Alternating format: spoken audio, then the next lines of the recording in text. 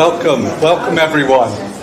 Great to have you here. It's a good turnout. We've got a magnificent view of the other buildings, so that's always stirs the soul for a good talk. My name is Professor Chris Alden. I am Director of LSE Ideas and a Professor of International Relations here at the London School of Economics and Political Science. I always add the political science because we tend to forget that this isn't just about the economists won't let us forget, but we tend to forget nonetheless. And so we add that.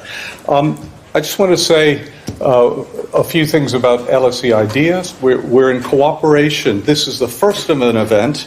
LSE Ideas, a foreign policy think tank that focuses on strategy. MSc strategy and international diplomacy is one of our signature teaching ventures that we pursue, and this is the first of our cooperative ventures with Wilton Park.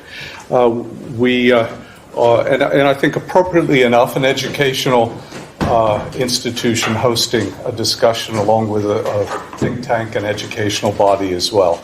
So I'm very pleased to invite, to welcome you here to talk about what used to be, in an earlier generation, the rule Britannia to cool Britannia moment, and I certainly expect whoever's the oasis of the day to enter Downing Street. But if I could ask Giselle Stewart, the chair of Wilton Park, to speak, please. Thank you.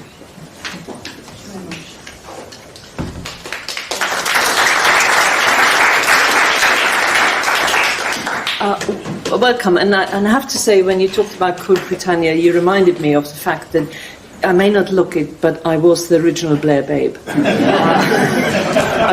I was the first Labour gain on election night of '97. So I'm here as the professional politician, and politicians, the best definition is we find partial solutions to recurring problems. And that's why these kind of events where people from various sectors come together can thrash out ideas. And we'll never find a perfect solution to it, but we'll look at it in a new light is really important. I'm the chair of Wilton Park, and just a few words on what Wilton Park is. So Wilton Park is an organisation that started at the end of World War II, and its original mission was to the re-education of German prisoners of war. And it was therefore a place that was dealing with how people think, how they react, how they behave, and what they can achieve. And over the intervening sort of 70-odd years, Wilton Park moved out of Wilton Park, moved into a place called Wiston House, retained the title of Wilton Park, became an executive agency of the Foreign Office, but always was a place where you were allowed to think about things, to change your mind about things, and to come up with solutions you probably wouldn't have come up with if you had just done it in your old and trusted way. And what Wilton Park prides itself on is what we are now sort of rather grandly starting to call the tradecraft of convening. It is that because you are at Wiston House, which is a great setting, and it gives you an environment, a bit like this room where the geography starts to affect the way people operate. So Wiston House has this effect, but also then the people at Wilton Park have the skill of chairing, have the skill of allowing people to find common ground and also articulate when they haven't got common ground, but then move forward. So that's the essence of Wilton Park. That's what makes us different from any other think tank or any sort of conveners you may have come across. And because we're an executive agency of the Foreign Office, we're not part of the government, but we know how the government thinks, and the government knows how the ideas we take to them can shape difference. So, and I'm really glad to be here today, and I'm now going to reveal a secret. Peter Jones has got a very guilty past, and that is he chaired the interviewing panel that appointed me as chair of Wilton Park 6 years ago. Over to you. Well, what a segue. Thank you. Thanks very much. It's true, and the rest is a very good history. Well, great. Thanks, Gisela. Thanks, Chris. Hello to you all. Really nice to see you here. Very warm welcome to the first inaugural Wilton Park at LSE event, as you know, on the future of UK soft power. And it's lovely to have such a turnout, particularly at this time of year. It shows the importance of the subject and hopefully the attraction of us as a venue. So I'm Peter Jones, I run the Global Strategies project at LSE Ideas. As you just heard, I'm a long-standing friend of Wilton Park as well, so for me it's a particular pleasure that we're able to bring these two worlds together, and I hope that that will be an enduring partnership. You might even think of this as an example of how soft power can work, and I'm sure we'll come on to the question of orchestration and coordination of different actors and assets. So we have Wilton Park with its amazing, I would say, unrivaled convening power, an amazing array of foreign policy expertise as well. And here at LSE, just some facts for you. 64% of the students are from overseas, not from the UK, from 146 countries, that's 2/3 of the world.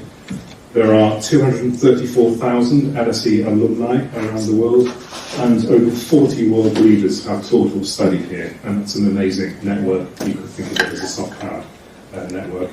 And I have to say, and I'm not just saying it because here we are in LSE, but when I was a British diplomat working overseas, I really felt the LSE alumni network was the biggest and strongest that the UK had out there.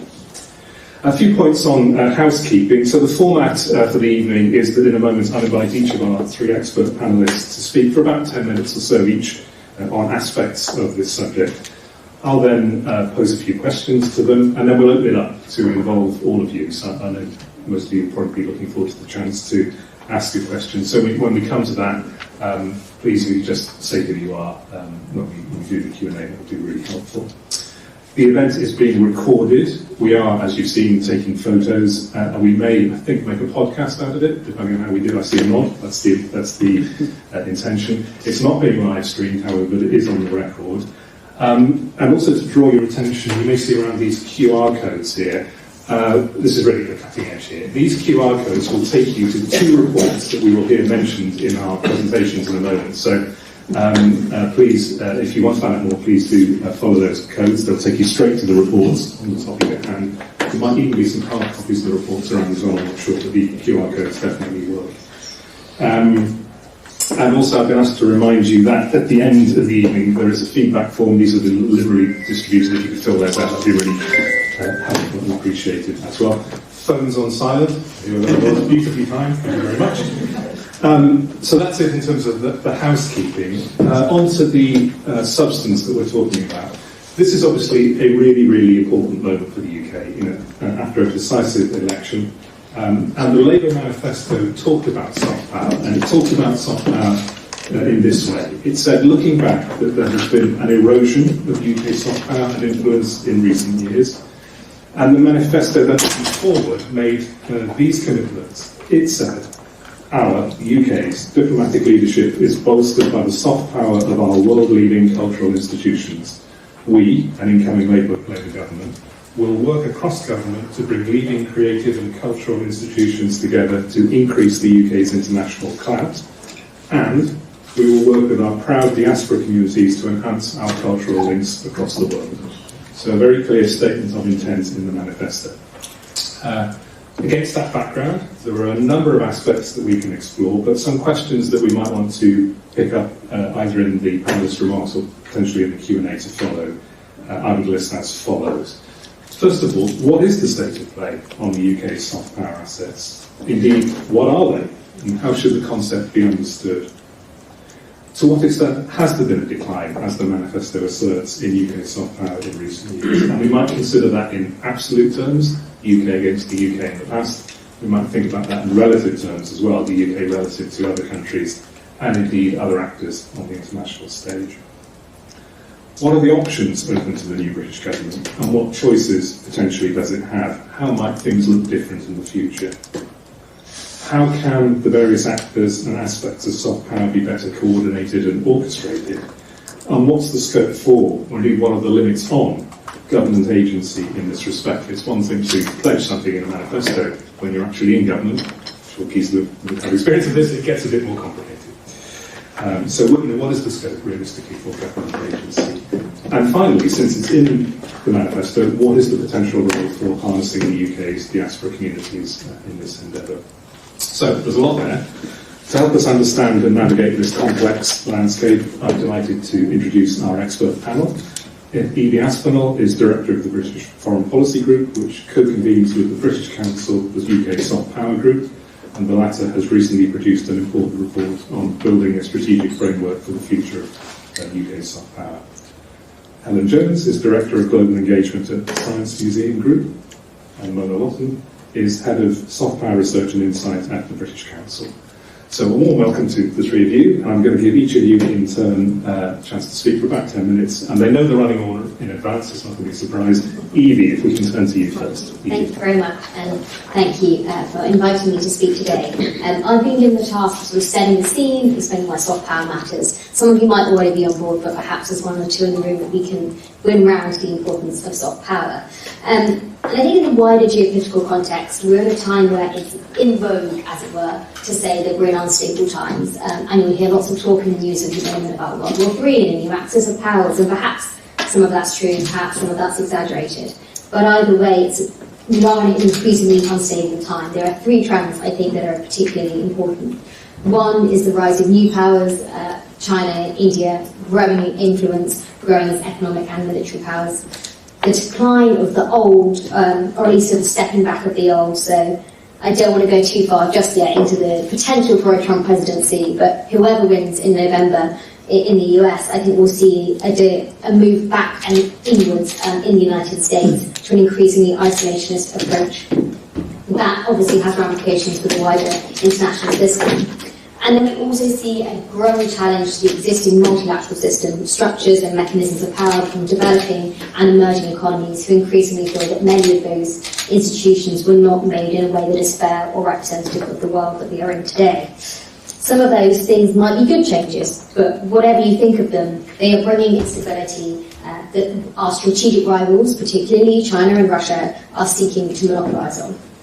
So in this changing environment, I think the UK must be bold, but it must be humble. We must recognise that, in turn, our position in the world is changing. And while we might still have a pretty strong defence force, again, conversation for another day, in an increasingly challenging geopolitical environment, it's still important that defence is always the last resort. Preventative, yes, but beyond that, no. And actually recognising that other nations are far bigger and far more powerful militarily than we are. So in recognising that, we have to think about how we can create a more peaceful and prosperous world and define our own role in it, of which defence will be a part, but so will diplomacy, trade and soft power. I thought I'd start, so we've got clear from the start what we believe soft power is, and I'm sure Mona agrees and I hope others will, but I, for the sake of this conversation, am using Joseph Nye's definition of soft power as the ability to achieve a goal through attraction. What is crucial here is the focus on a goal. So our sports, our science, our culture are all incredibly valuable in and of themselves, but the soft power itself is only enacted when it's harnessed by the government in pursuit of a specific aim. When this is effectively done, without overt instrumentalisation, a fine line which I'm sure we'll talk about later, soft power can engender persuasion, attractiveness, magnetism, and inspire imitation. And as was touched upon by Peter, we recently released a report from the UK Soft Power Group, which I'm proud to co-convene with Mona, and it talks about lots of the benefits of soft power. There's lots more detail in that, but kind of as a top line, the things that I think are incredibly important are soft power can strengthen our international leadership. It can help achieve development goals through the passing on of knowledge and skills. It can keep communication open with nations when other governments disagree. It can help drive positive perceptions of the UK, which translate into economic security and prosperity. And this, I think, particularly for the new government, is incredibly important. The value of soft power for driving growth. The creative industries alone in 2019 contributed an estimated 115.9 billion to the UK economy and provided over 2 million jobs. So it's a huge economic and international asset. And I think, historically at least, soft power has been a real strength of the UK. As a kind of quick list of a couple of them, the UK is home to 4 of the top 10 universities in the world. The Premier League is watched by 4.7 billion people all around the world, and 3/4 of global audiences recognise Britishness as a mark of high quality in culture. I could go on and on across a wide range of sectors, but you get the point. We have an immense depth of soft power, and it has and continues to help us achieve strategic goals. But I do think we have taken that for granted. Partly that's because soft power as a concept can be a bit fluffy and intangible, and it seems like a nice to have. But actually, I think we're increasingly seeing in a very turbulent geopolitical environment that these strategic benefits are incredibly important. And the UK isn't going to always lead from the front on the military. We have to create those friends and alliances around the world, and soft power is an integral part of that. Thank you. Great. Thank you, Evie. And we'll turn next to Mona. Yeah, thank you very much. It's a real pleasure to be here as not a student, but as a presenter. And I think, following on from what Evie has said, I wanted to start by making a philosophical point and to say that fundamentally, the strength and resilience of our own society are also what builds attraction, connection and trust internationally. And whether it's our economy, the democratic and legal institutions, and the cultural fabric of our country in the wider sense, these are really essential foundations for having an offer to others that they can find attractive and can trust. But moving then to the here and now, the Foreign Secretary has set out his 5 priorities for reconnecting the world in order to achieve security and prosperity at home. And there's definitely room for actors in the so-called soft power space to support several of those objectives, I think. And you won't be very surprised to hear that from the British Council. After all, we work on behalf of the 4 nations of the UK to champion the excellent cultural and educational institutions and really try and boost the UK's international reputation. And, you know, we have a lot of strengths to draw on. Evie has mentioned some of them. And those existing international connections and networks across a raft of institutions and sectors hold a lot of the attraction and trust that the UK enjoys. And of course also our soft power stems not just from what we can offer, but how we operate, and on a good day hopefully we're actually acting not just out of self-interest but for shared purpose. And if you look at the World Service, they reach 320 million people in 42 languages, according to data that they released last week, up a couple of million, I think, from the previous year. At the British Council, we have a network of offices in over 100 countries and reach 600 million people, creatives, educated young people, governments, future leaders, and other organisations have networks and reach that are also important, if perhaps less known. Yet, I think it would be dishonest not to point out that some of the UK's collective capabilities actually are under some pressure for a variety of reasons, be it COVID impact or levels of public investment in culture, for example, in increasing costs of operating internationally, and also international competition. And I want to pick up on this topic of competition. One of the QR codes that have been circulated will link you to a report that the British Council has commissioned today, and it's a comparative study of the top countries that are active in our field in cultural relations and soft power. And I won't go through the whole of it. There's a lot of technical detail there, and I hope you enjoy reading it. And thank you for circulating the QR code. But essentially, the headline finding is that countries are now increasingly prioritising national interest over multilateralism and the global order. And so our analogue organisations demonstrate a greater degree of alignment of activity with foreign and economic policy goals of their country and less on global challenges. Also, domestic considerations are a lot more prominent, focusing on benefits, or demonstrating benefits for higher education and creative sectors at home. And this is actually a real shift from previous years. And when it comes to resources, state support in many cases, particularly in West, the Goethe Institute in Germany, I think, has seen about 6 million in reductions. Japan's public diplomacy budget, I think, seen a reduction of something like £60 million. Also, the State Department has seen reduced real terms estimates for their budgets for this year, and British Council has lost something like 12 million of its grant funding. And then you see in other countries, in Russia, in China, budgets for computers institutes routinely have gone up. And I should point out that not all countries have the same level of scrutiny and transparency about data. So some of this is, I think the order of magnitude is about right, but some of the details may not be totally comparable. But you also see educational bodies in France and Germany getting increasing levels of government funding. So I'm sharing with you some of this, not because I think that the UK must adopt a German or a French approach. Different countries have different ways of doing things for good reasons. And some of these trends, I think, that we're picking up on may actually be a bit problematic. And if you have too close a link to political interests, you're probably undermining your influence ultimately. But I think this should give us food for thought. How can we secure the balance between the benefits at home and abroad? Those are important questions, especially if we're pursuing collaboration and exchange on shared agendas like climate and sustainable development and growth that are common goals. So I want to add one point about competition.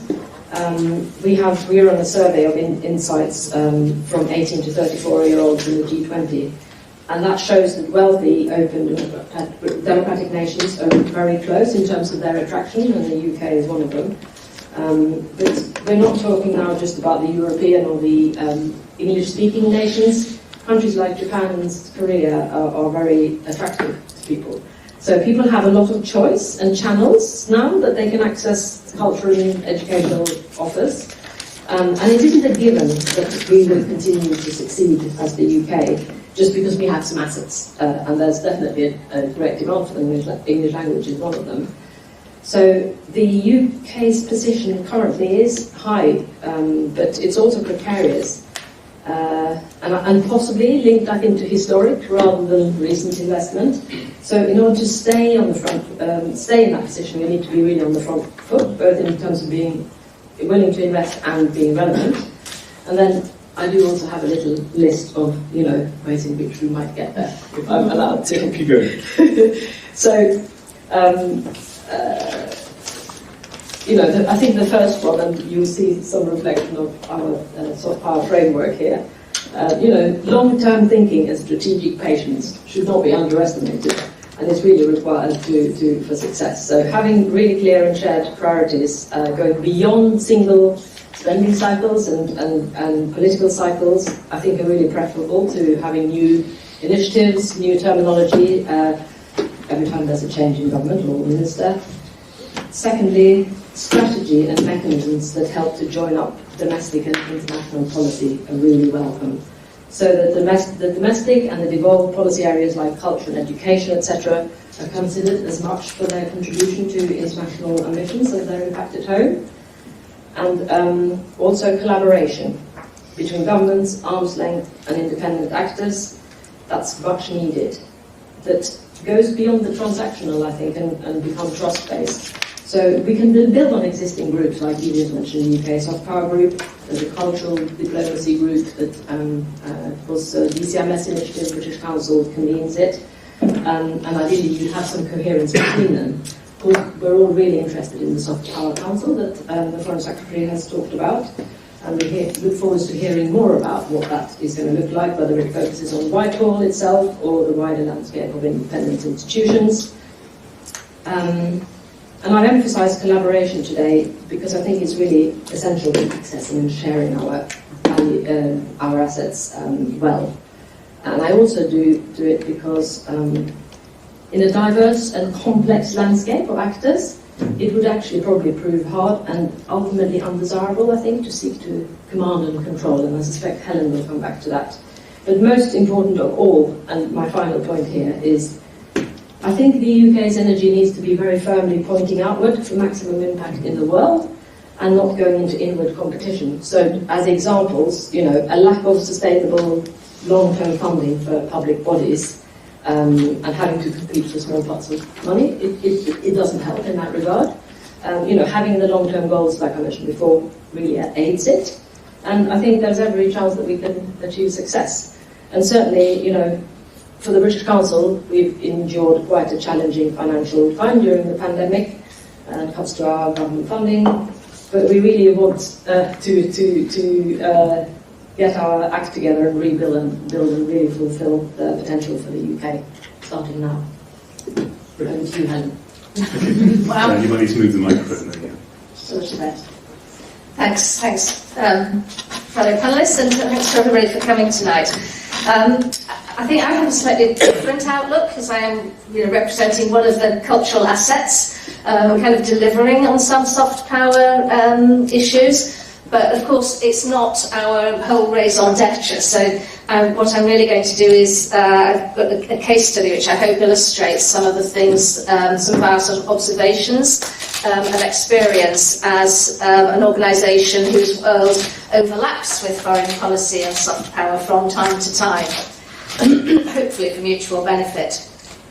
So first of all, I'll explain the Science Museum Group, because I hope a lot of people in the room are familiar with our flagship, the Science Museum in South Kensington, but we also have 4 museums across the north of England and a big collections facility down in the southwest, and collectively we're the UK's National Museum for Science and Industry. So the case study I'm going to sort of build this on, it's just one of many kind of ways in which we work internationally, is the Injecting Hope project. And I often describe this as a project in which really everybody wins, and it's not often you can say that. To describe it very briefly, the Science Museum and partners that we've worked with before in both India and China co-created an exhibition and learning programs around the search for the COVID-19 vaccine, funded by Wellcome. And while the core messaging and research was all shared, we made country-specific versions of the exhibition and the programs, and those are still touring the country now, in all 3 countries, but just halfway through the project it's already reached over 3 million people. So what did we win? Well, the Science Museum Group secured the funding, which enabled the exhibition that we hosted at the Science Museum and is now moving up to our sister museum in Manchester and then also to Edinburgh. All of the museums involved, of which there were 3 or 4 in each country, got a terrific, completely funded exhibition. The visitors got a great experience, and society is getting good quality information about the vital aspect of public and personal health. And you could go on about those benefits, but what does it do for soft power? Well, firstly, it illustrates one of the things Mona was saying, the power of building sustained partnerships so that you can develop really mutual trust and confidence in each other. We found that international working is generally a long game, and you have to ride out sort of every day or every month sort of vicissitudes of events. Dear boy. And this was our 4th project with the Indian partner, and we're already looking at what we can do next, because it's more efficient, it's more impactful to when you can work with people that you know well. The second point I wanted to make is that just doing good work usually isn't enough, and I think this speaks to your point, Evie, about the goal and the purpose of soft power. It needs to be seen to be done, and it needs to be seen to be done by the right people. So the Global Engagement Team, which is a very small team within the Science Museum Group, doesn't deliver exhibitions and learning programs and things so on ourselves.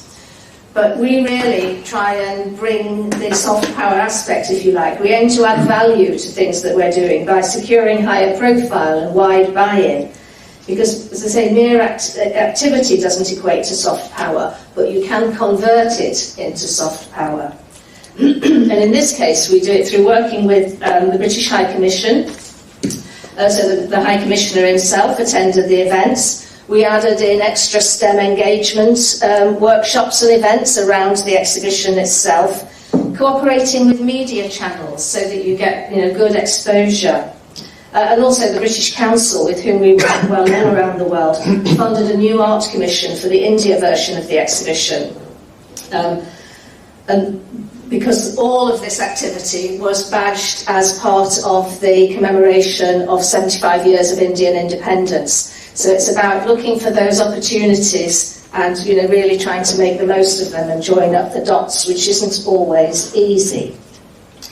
But together, this helped us to position an activity that we wanted to do anyway, because it was worthwhile in and of itself, as part of a drive to strengthen wider UK-India cooperation, part of the famous Indo-Pacific tilt in UK foreign policy. And I mentioned that it's quite hard to join up these dots as an individual institution. But it's complicated and it's difficult.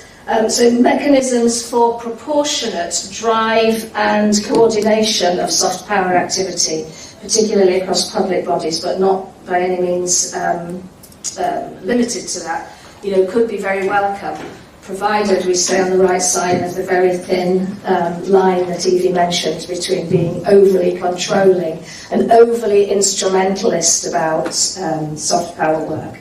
Because I'll reiterate that this was a project that the Science Museum wanted to do. We wanted to tell important stories about the global effort around vaccines, not only for COVID, but vaccines in general.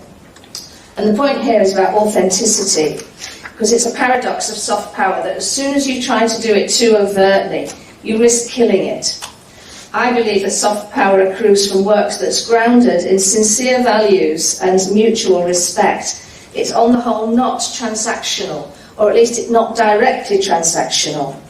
So we didn't do this project because it was a soft power project, but it generated soft power because we did it. But that's not at all to say that it's all about the warm, fuzzy feelings you get from doing good work. Soft power can be banked, and it can be spent. So talking about our own goals, the Science Museum Group's activity in India has led to further conversations in the country, in particular with the space sector. Conversations that not only help us to acquire artefacts and expertise for our own exhibitions and galleries, but which I'm told are also helpful to the UK government's aspiration for more cooperation in that field. And in fact, we anticipate launching a funded soft power programme in India later this year. But as it's not been finally signed off yet at any moment, I can't say more about that. But the government is willing to invest, but we have to work bloody hard to get relatively small pots of money. But more on a bigger scale, we can point to Indian philanthropy supporting our work here in the UK, which can be attributed to our successful work in the country, even though you can't necessarily point to direct cause and effect. That project led to that funding, but it all creates the impression of trust, respect, and all of those things that open conversations and open doors. So while we're on the question of funding, we're obviously delighted that we can realise additional funding through our international work, but public funding through granting aid from DCNS remains the biggest single source of income to the Science Museum Group. And that's decreasing in real terms, whilst the environment for other funding is extremely tight and competitive, some of the factors Mona mentioned. If soft power is accepted as a function of public cultural organisations, as it seems to be, and we're fine with that, they do need to be adequately funded and in a reliable, sustainable way. Again, as Mona referred to, we're not seeking more initiatives and projects around soft power. They're often short-lived and don't have the impact that they really could have. A project like Injecting Hope shows that with the funding and the trust, we can be trusted to do the right thing. And increased core funding would enable us to do more work like that. The other report that's in your QR codes is for yesterday's State of the Arts report by the Campaign for the Arts and Warwick University, which showed a rather grim picture of how far behind competitor countries the UK has fallen in arts funding over recent years.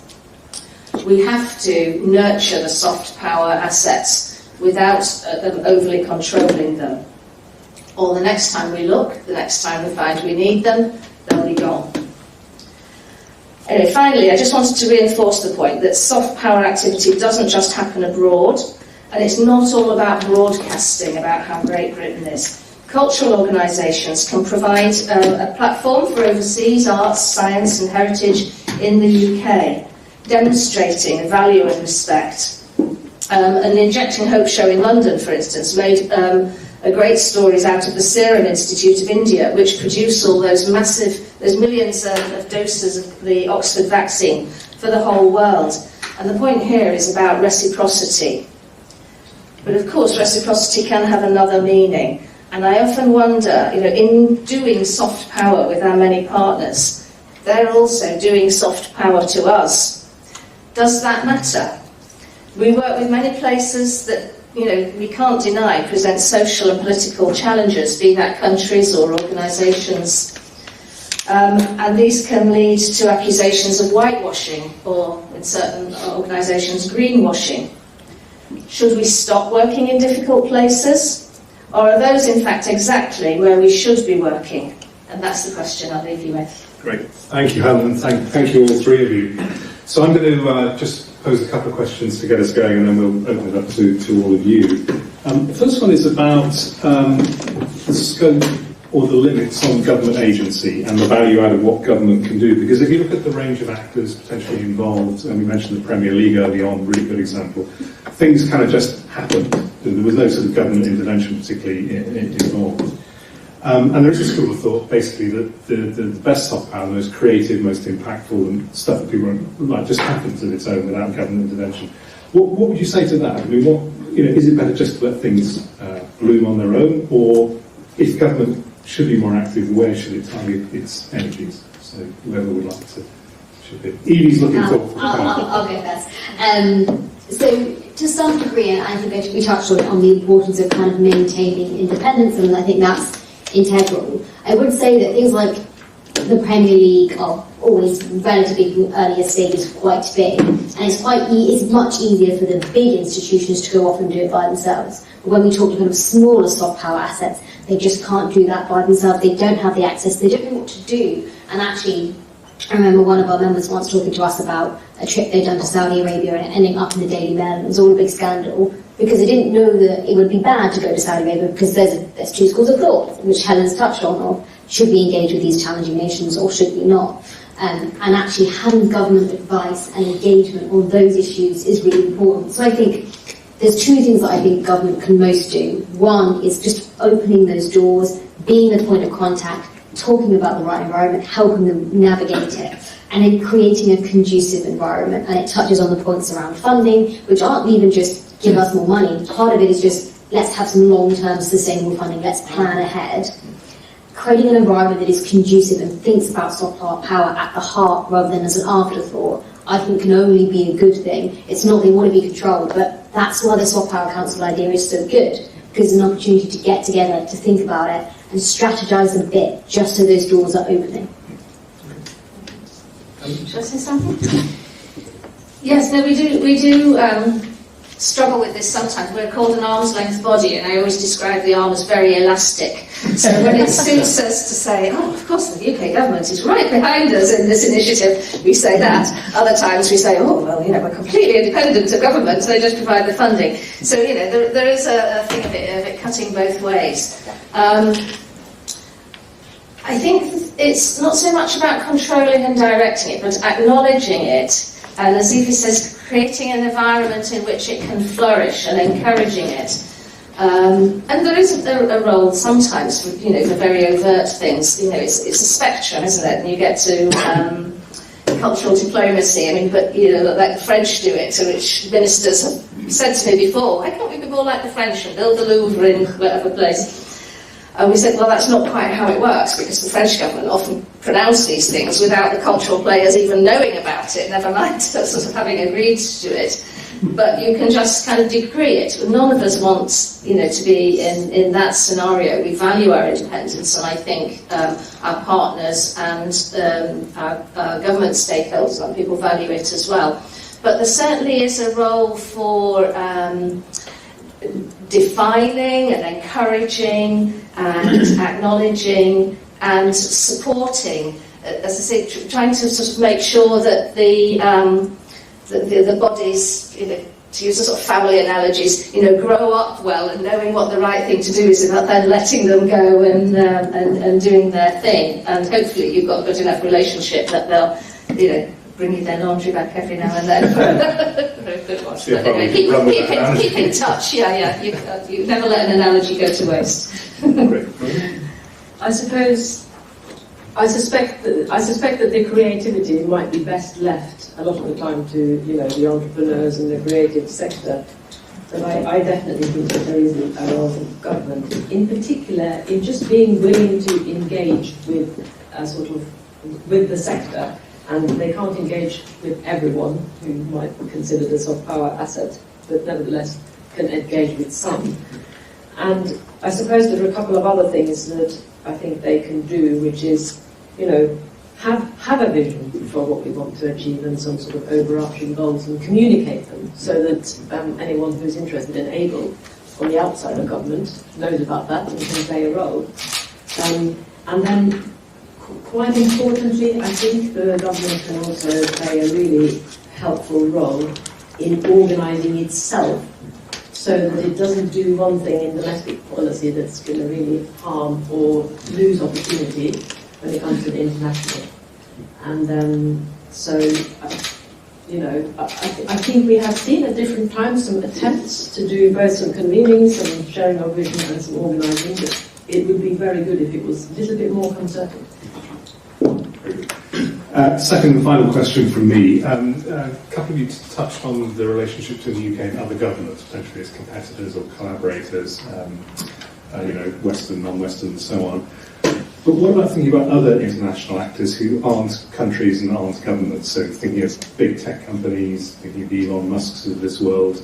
And clearly all of these people have very significant power, hard and soft, you could argue. What would you say about that and potentially how the UK government should interact with them or not? How do you see that landscape? Deep pause for that.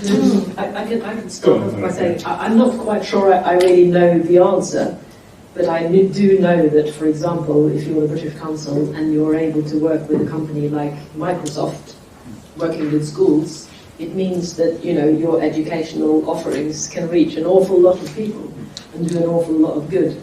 And I suspect there will be lots of questions on a case-by-case basis on who you think that it would be a good idea to work with and who not. Yeah. But, so look for collaboration where you can. and shared goals, I suppose. Shared goals to the point of goals. Yeah. And perhaps also shared values. Yeah. Yeah, and I think just on that point as well, the reality is whether we think that big tech should have as much influence as it does in the world, it does have it, and it's probably not going away, and it's probably going to get stronger if we're realistic. So the more we can do to engage from the start with a lot of these big companies, it's why things like the AI Summit back last year were we're never going to lead on AI in the UK, probably, but actually regulation is something that we're really good at, and that's where we have a genuine strength. And I think this is one thing we've seen a lot already from Labour, is that they're very interested in kind of the UK's strengths and leading with that in our foreign policy. And I think we should really tap into that, and I think that's why soft power is important, because if we want to engage, particularly, I think, in the developing world, where historically we haven't always done that in the best manner that we could, doing that in areas where we have genuine strength and collaborating with local partners as well as big companies and tech partners is probably the better way to do that most effectively. Yes, and we do work with a range of companies and things as well, and I think it does come back to values and authenticity. And having a rationale for why you would work with a particular organisation, not simply chasing the money. I will bite the bullet and acknowledge the fact that the Science Museum Group accepts sponsorship from fossil fuel companies. I can point you at all of the blogs and things for why we do that, but that's why we're often in the news these days, because of the protests that attracts. But there is a rational argument. There is we take an approach to doing it. It's not just any old organisation. We haven't got time to sort of go into it now. But I think sort of values and authenticity, and always retaining editorial control in our kind of interactions is absolutely paramount. Brilliant. So now it's all your chance. We're going to open up. We have 2 roving mics somewhere, or at least one. Yeah, we have 2. And just a reminder, if you could say who you are, where you're from. Shall we take 3? I saw James's hand first. I'll go 1 there, 2, 3, and we'll take those as a batch. I'm confused. I was saying 3 when we got 2 microphones. Very much.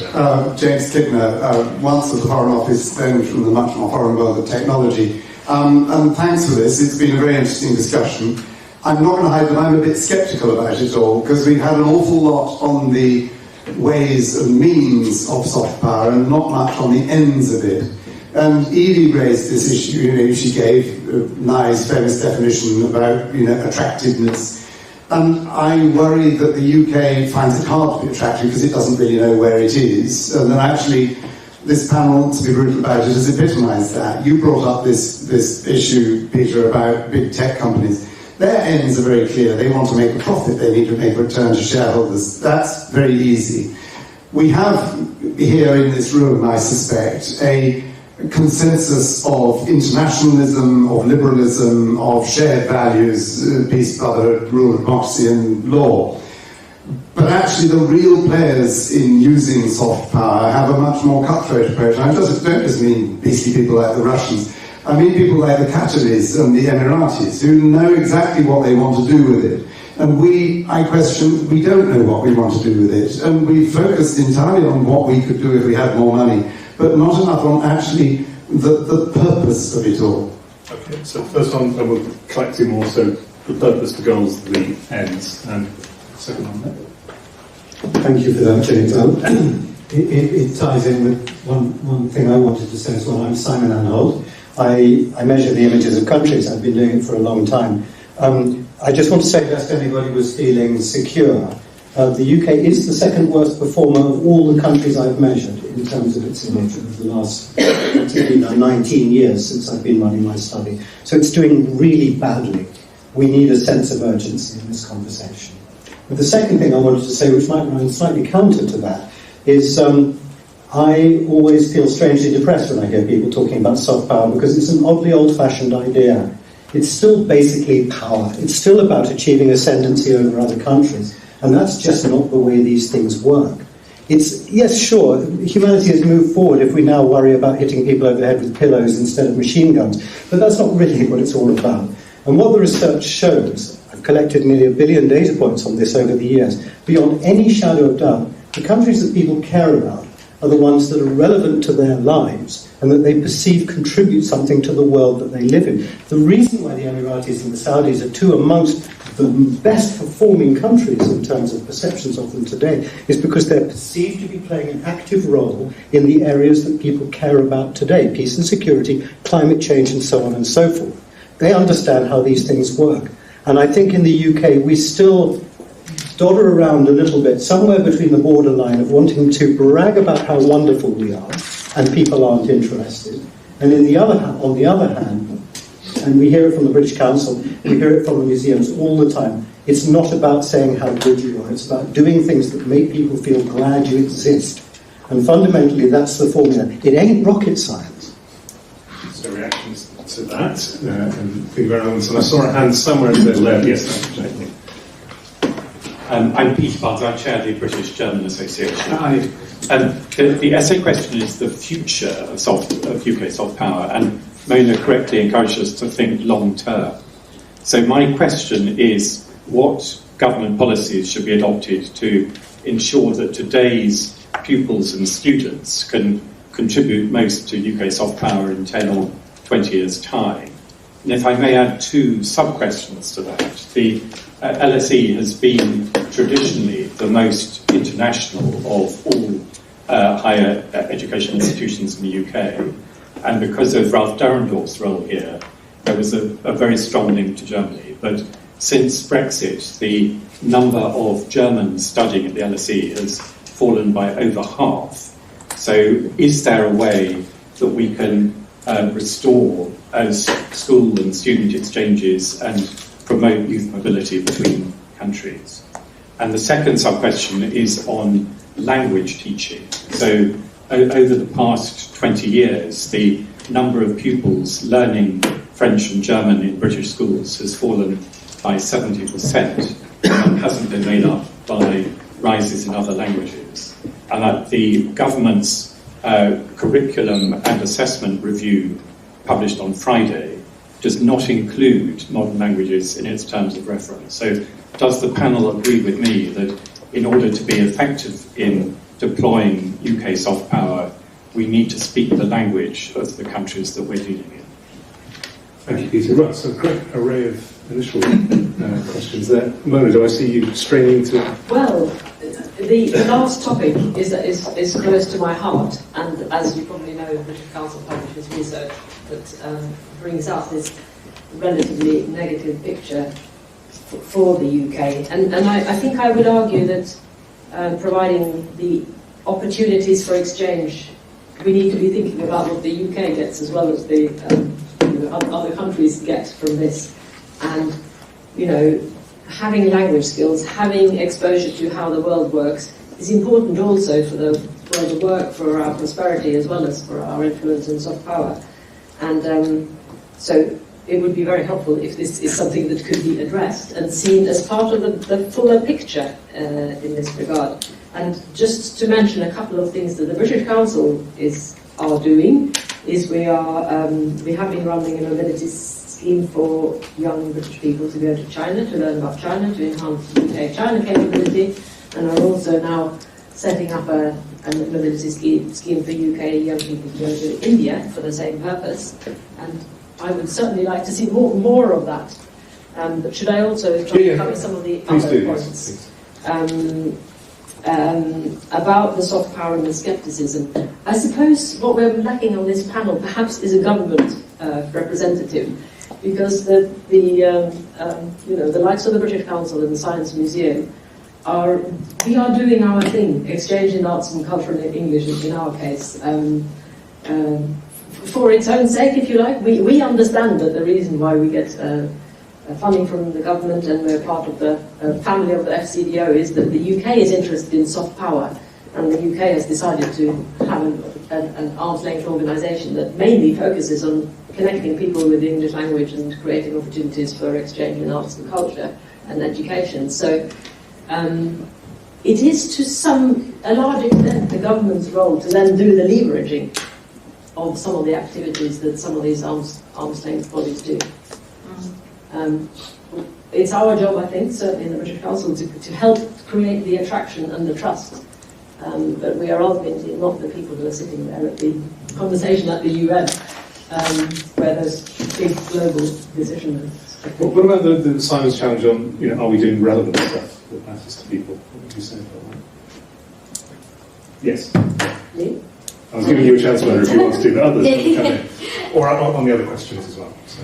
I'll start with the question there, because I just wanted to push back a bit, because I do think we have touched actually on some of the ends of what soft power is about. I talked about the economic value, how it brings us allies and it brings us partners. I think there's also more we could touch on around security and how winning allies is not just for the fun of it, it's because ultimately they can otherwise propose a strategic threat, or they can align with China and Russia. So there's quite a lot there, and if you want more detail on all of that, that's all in lots of the research that we've done, and we can provide non-QR code versions of that afterwards. What I do think you're right, though, is that we aren't necessarily great at doing it at the moment or thinking strategically about it. I think the number one thing we need is I hate reviews and more strategies, and we know we've got too many of them, but actually for soft power we just never really have had one, and having a first stab at one I think would be really useful in working out what do we want to achieve, because I think we know roughly what we want to achieve, and I know what I think, but I'm not the government, and the government itself needs to define where it wants its priorities are, and crucially what regions I think is another key thing, because Indo-Pacific, for example,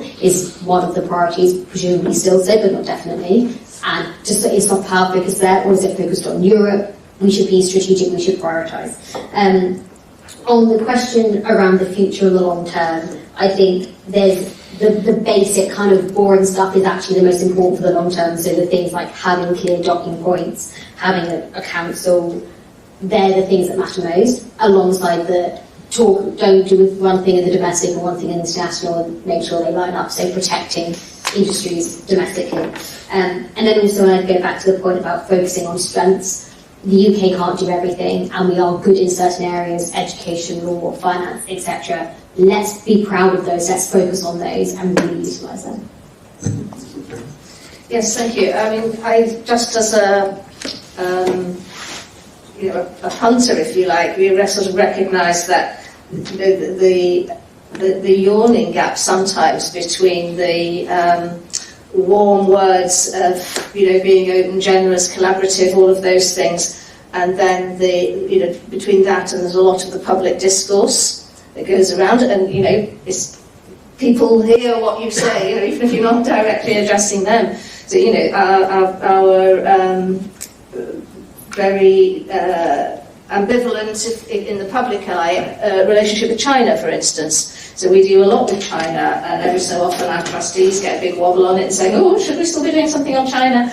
Because it's been in the newspapers that where the UK should disengage, when actually foreign policy, and this is where our relationship with government comes in. We can be more reassuring, and you try and take that long-term view and about sort of building allies and to try to represent and live out your values wherever you are. Other things like constraints on students' terms, about coming here and staying here. So there are real contradictions there. I think that are quite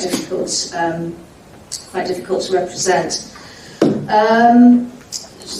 Turning to the what can the UK government do around young people? I do remember, Mona, sorry to put you on the spot, but at one time the British Council had an ambition that every child or young person in the country would have some kind of international experience, and I thought that was a fantastic thing. It might not be going abroad, but in some form they would have something. But I think I'm going back a few years, and I'm not quite sure what happened to it.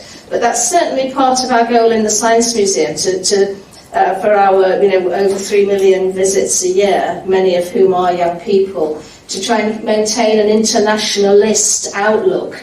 A lot of our older galleries, if you look around them, they're very Western orientated, usually, Britain, Europe, US in that view. Take our space gallery, for instance, and the next iteration of our space gallery, with which we're already engaging with space sectors around the world for content and expertise.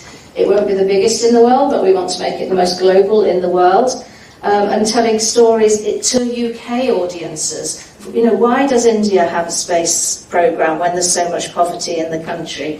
Well, what does the space sector do for us in our lives and do for people in other countries and that sort of thing? So I think it can help shine a light and keep the sort of internationalist outlook going. What was the other thing? The poor perceptions of the UK. I'm not sure I have that much to say about that. We've already talked about the distance between rhetoric and action. I may have something to say about the perceptions, because I think it's a very nuanced picture, and I think sometimes the discussion doesn't take that in. And this sort of goes back to my previous point about fora for collaboration, and the British Council has some insight from young people, which actually shows that the UK is pretty well perceived compared to others, perhaps at quite a shallow level. Simon has some other insights that suggest some of the opposite, and I think if we're going to have good strategy, be well joined up, to make sure that the means and ends and all join up, we really do need these fora. And referring back to this comparative report that I mentioned earlier, the UK has fewer structures in order to coordinate than a lot of other countries, and perhaps that is a little bit of a weakness, and something maybe there are other models we could look at to learn from, because some of them may work for the UK, if not wholesale in some aspects of it. So I think, going back to this, having some kind of contact and conversations about what our deliberate goals and what our intentions are around soft power, rather than leaving it to chance, would really help with the ends as well. Yeah, I mean, if we were in a military environment, it would be ends, ways, means, and there are other ways of countries. Let's turn to there's lots of people on this side of the room, so we'll try and take 3. Dave, there's a sort of forest over there. I'll take the first 3 and then we'll catch those things. Yeah. Just say who you are. Yeah. It seems a bit quiet. No, you're on. You're on. So hi everybody, I'm Hattie Schofield. So I work inside the Foreign Office on the soft power team, on the soft power portfolio, and I think actually it's a really nice time to be working on soft power after a couple of years of being like, hey, this is something we should be doing more of, it's something that we're really good at, maybe you should be kind of using that as a kind of foreign policy lever in the world of your kind of Russia, China, big competition. People do look down on you and say, well, you know, that's kind of the last thing that we should be doing. Well, actually, perceptions show it's one of the first things we should be doing to be building relationships. So if anyone's finally afterwards, I can kind of chat to you about what we do. You've been very brave, Hattie. Yeah. Very brave. I'm not going to tell you exactly what's happening, but it's amazing to be kind of at the forefront right now. A lot of work. I'm not going to ask you a big, lengthy question. I'm going to ask you, what do you think the role of the Foreign Secretary should be? What is the one thing that the Foreign Secretary should be doing in order to kind of bolster our soft power? Excellent. And you can be thinking that that's something that if you write a note to the Foreign Secretary. I think the gentleman next to you had a question as well. Just to the side there. Thank you. Thank you again to the presenters. My name is Mushek. I'm on a career break. I used to work for an intergovernmental organization in the Horn of Africa. But allow me to introduce myself as a diaspora. I am a UK diaspora. I was at Wilton Park organized event in April, and some of the diplomats there at that meeting were looking at the diaspora using the prism of, just politics. They are politicians and they can play dirty politics. And I think that came from some of the US diplomats because of, what was going on in Ethiopia and Somalia. But I questioned them. I said, the diaspora, the political diaspora is actually very, very tiny. If you look at the other diaspora, who are business people, traders, academics, lawyers, they are the majority. So I think the UK has to look at how best to utilize this group to advance its soft power, especially in areas of mediation and conflict resolution. Peter, you mentioned about how the possibility of engaging probably the tech giants like Elon Musk. Why not? I mean, if you look at what's happening in the region now, Kenya, Uganda, Ethiopia, political mobilization by young people is on Twitter space. Every evening, I join them every evening.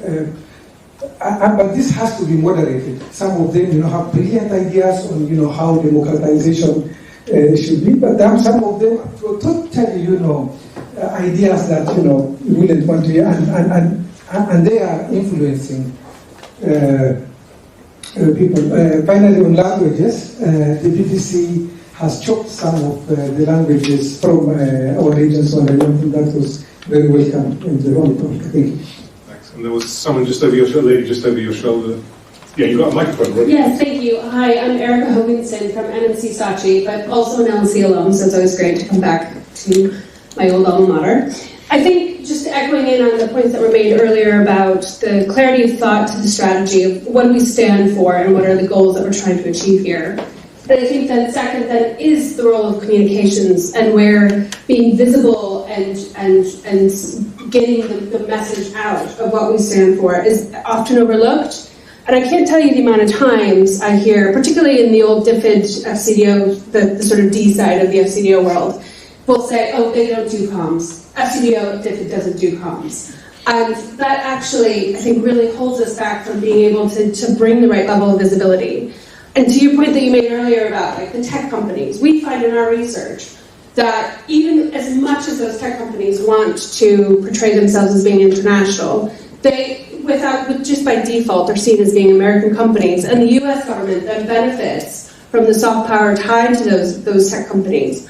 And so I think the visibility and the communications really does matter to ingrain the objectives and the ideas and the values we're trying to portray. So it'd be interesting to just hear more thoughts on that. Great, thanks. So there's a lot there. Alice taking notes, thinking as they go. Evie, reach for the mic. Okay, thanks. I'm going to cheat on the one thing Foreign Secretary should do by saying, create a strategy, which means that it's like asking for unlimited wishes, because obviously then you get loads of actions within a strategy. But I genuinely think that's the kind of the first step, is what is the overarching ambition. I think it touches on a lot of the questions we've talked about today about the ends and the means, and then we can go from there and create all these other structures, etc. But I appreciate that's a cheat answer. On the diaspora question, I think it's a really important point, and I think in the UK we're very bad at leveraging our diaspora community. We did some research about 3 years ago, so slightly out of date, but when we were doing that, it was really compelling to see quite how poorly connected we were, apart from at the consular level, with so many of the UK's diaspora and vice versa. And the one thing that was connecting many of them was independent, locally run diaspora groups, or what was keeping them connected to the UK. That and the cultural kind of leverage that was in the UK. They still watch the Premier League or listen to the BBC, but they were the remaining links. There's much more we can do, and we see other nations, for example, doing diaspora councils, diaspora parliaments. They're really effective in just giving people a voice and keeping them connected, and as a champion for the UK over the world. So definitely I agree, something we should focus more on. And then similarly on comms, I also agree, Erica. We do a lot on British public opinion on foreign policy, but in that you see a lot about how important messaging is. And so, for example, in international development, we find that we talk a lot in the moment about the strategic benefits of development and how it will help us tackle climate change or national security, etc. When the reality is that the British public is compelled to develop spending purely on a moral basis, it makes them feel good. And actually, we haven't really got the messaging right in the UK, and I'm sure we haven't got it right internationally as well. Well, given that, I'll start with the Foreign Secretary and the one thing. Given that you've said the strategy, I'm going to say I'm good on the setting up of the Soft Power Council. Can you move your microphone? Sorry. Okay. Is that better? It's not on. Yes, it's not on. That's better. Okay, I'll just speak very loudly and maybe that'll reach yours. So my ask of the Foreign Secretary is to come good on setting up his Soft Power Council. And also I wanted to say to Hattie, I think you and Lawrence probably do deserve a little bit of a shout out for, being a relatively small team, or maybe it's 2 people, I'm not quite sure, in the Foreign Office with the soft power in your title, and the help you have given, the facilitation that you have provided for a group like UK Soft Power Group has been extremely helpful in terms of enabling some conversation to start to happen on shared geographical priorities and shared topics for that wider independent group of actors. So I just wanted to say thank you very much for that. And then jumping across to Erica from LSE Saatchi, I think communications is really important, and I think that the Foreign Office does do strategic communications, and others would be better able than me to say how good that is. And I suppose, going back to the previous points made, it's important to communicate, and you have to have something really credible to communicate about. And I think that's where some of us can really help. And I'm not sure that enough is known about all of the great things that different UK actors are doing to be communicating about, but you need to do the full circle. And there are a lot of ingredients to get it right.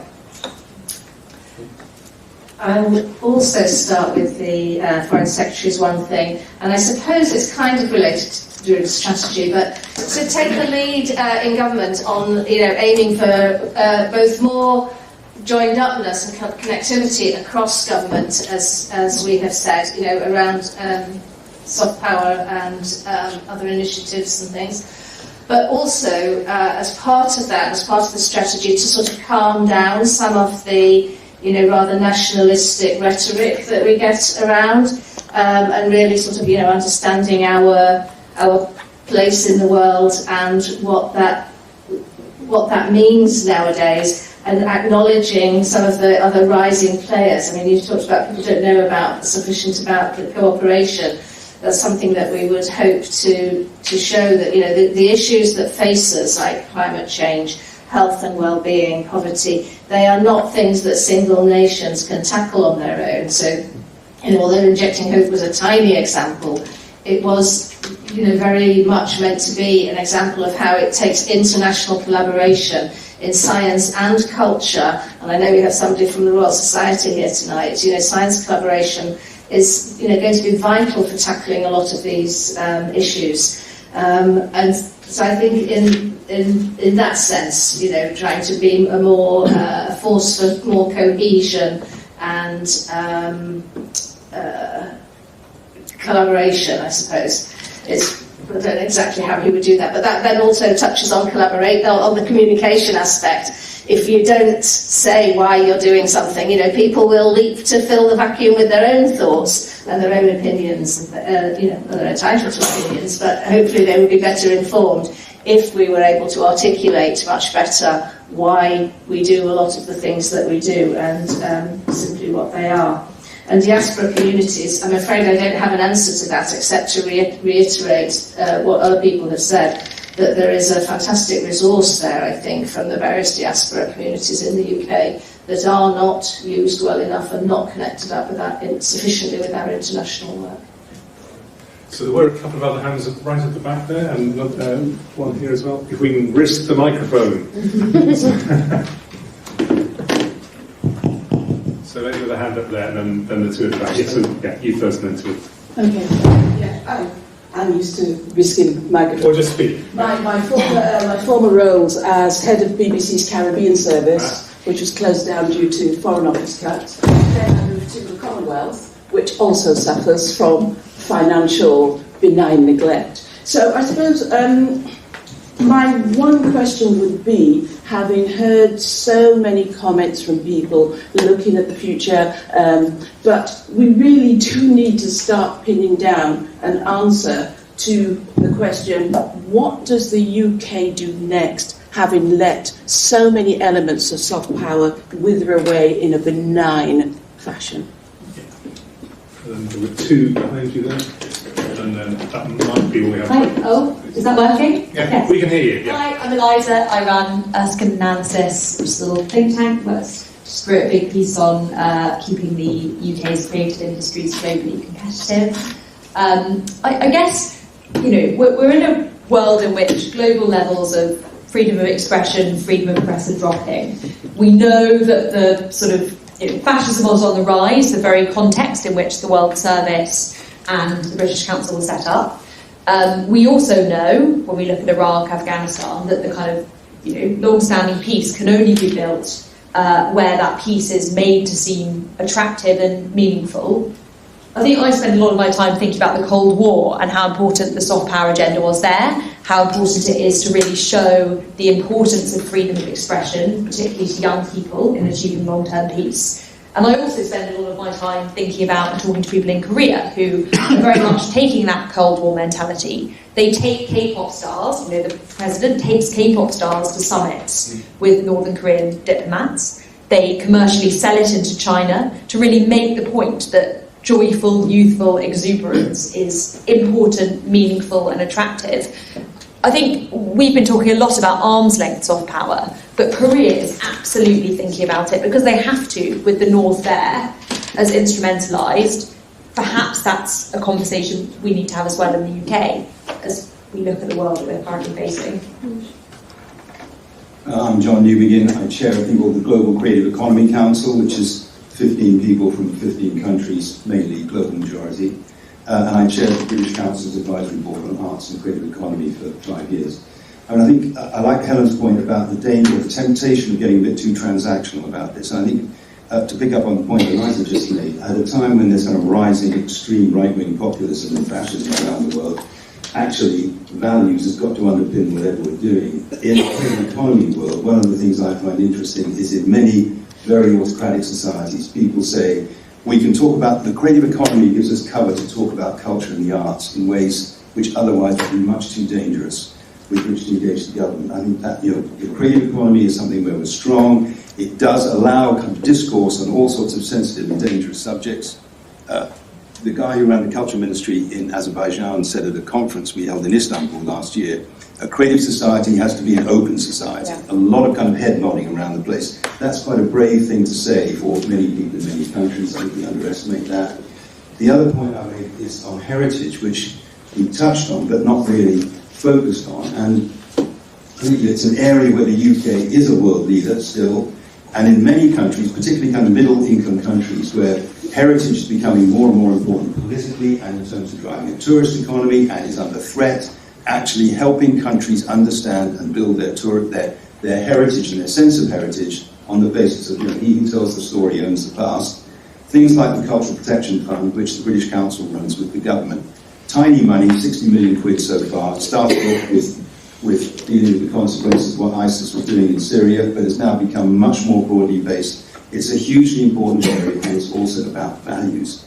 And then finally, just to pick up on Erica's point, in 1918, Woodrow Wilson said, "Trade follows the film." And every American government's remembered that ever since. A very simple piece of communications advice. Great, so some interesting angles there. Who'd like to... So, where to start? I'll start with where you finish off, I think, John, or something you said about this.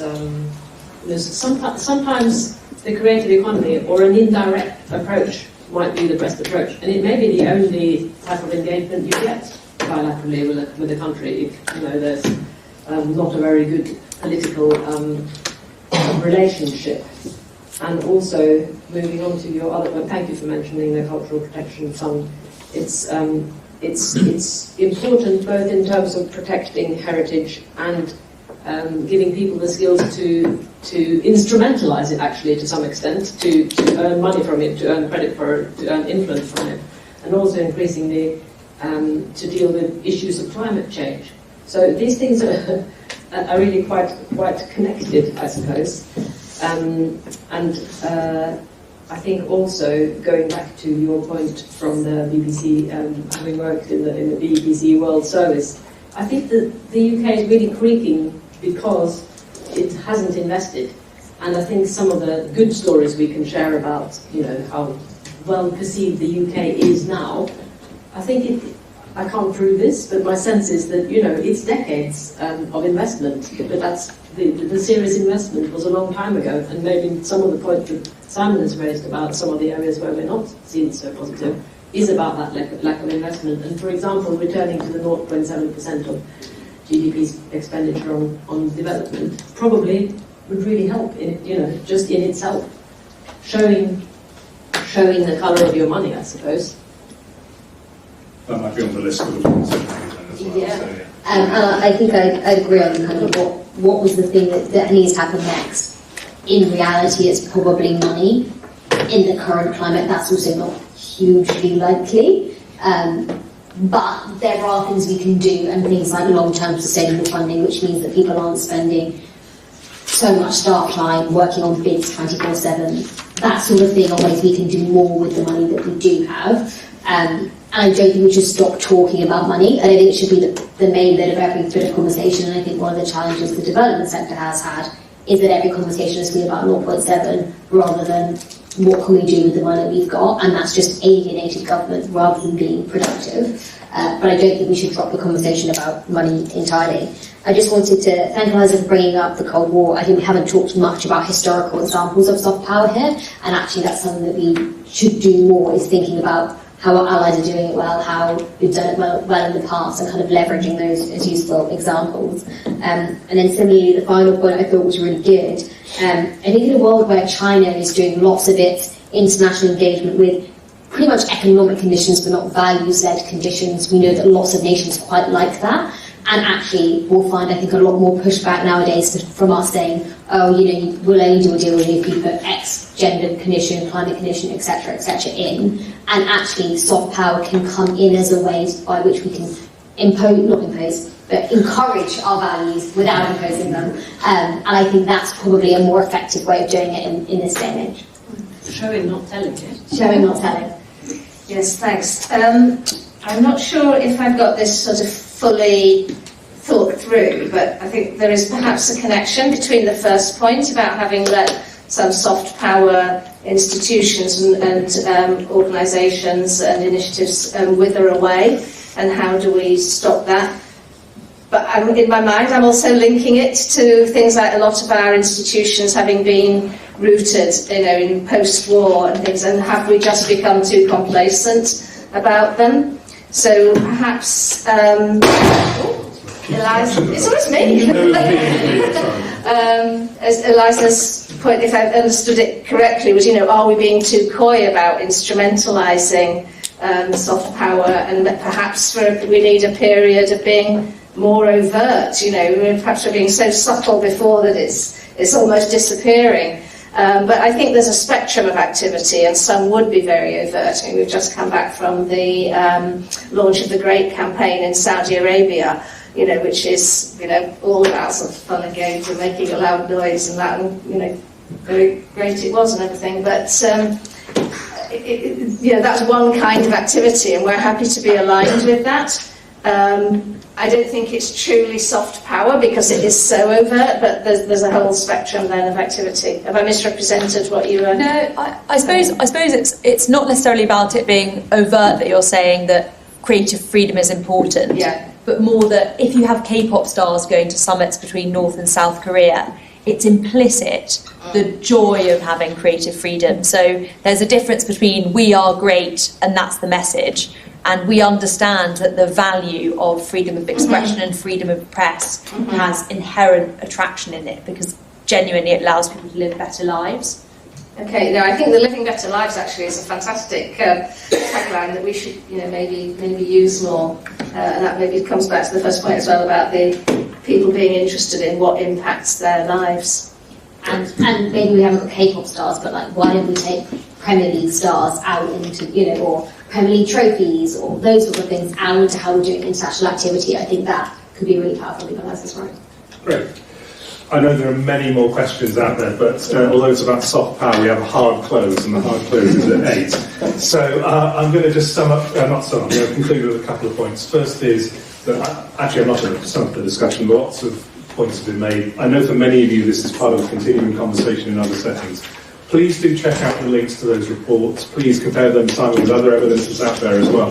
The one thing I would say is this is a moment that matters, because we have a new government in with a mandate for 5+ years, so decisions can and I'm sure will be taken in the coming months. So I think we will probably want to come back to the subject. I'm sure we'll be checking in with ministers as they get settled into their roles. It's great that we started this partnership between LSE Ideas and Wilton Park, and long may that continue. And finally, just a round of thanks. I want to thank all of you for coming and giving up your time. I want to thank the team who have organised this and put it together really, really quickly and very efficiently, which is wonderful. And above all, I want to thank the panel. So a huge round of applause, please.